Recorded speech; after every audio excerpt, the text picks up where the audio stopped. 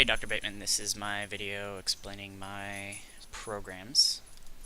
First, we have our hello goodbye. At the top here, I have my variables instantiated. Ignore my dogs, please.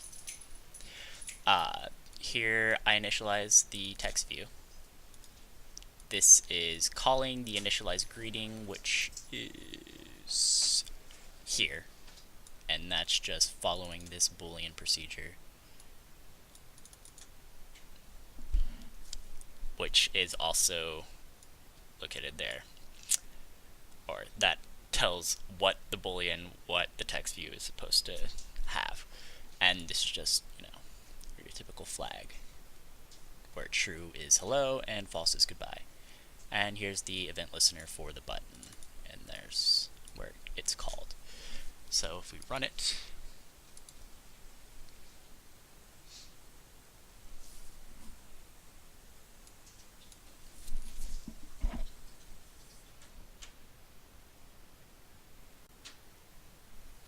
got their dusty rows, blah blah blah, click the button, goodbye pops up.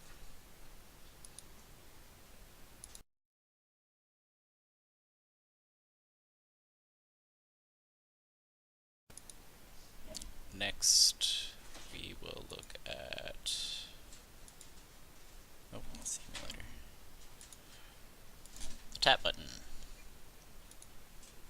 Here's the Java file. Well, let's start with the class. Here's our counter class.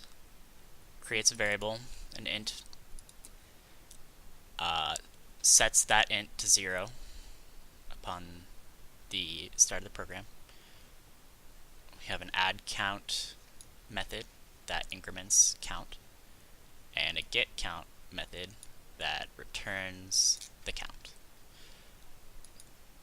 In the actual Java class, we have the counter. The count variable is instantiated, as well as the count view, which is just a string that is putting replacing the text inside the text view. On the start of the program, we initialize the variables as a counter and the count view as the text inside of the text view. Whenever the tap button is hit, our event listener fires, which is hooked up inside of the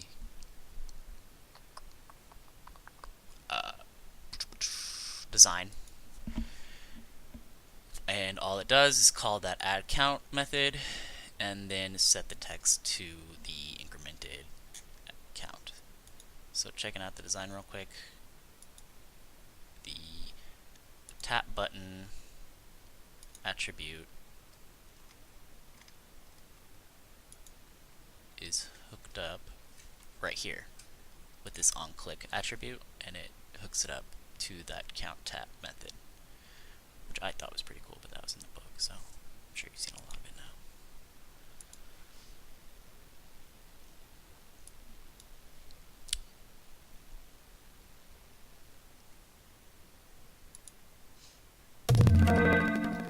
I don't know why it makes that sound whenever you flip it. Anyways, tap the button, increments the number. Very, very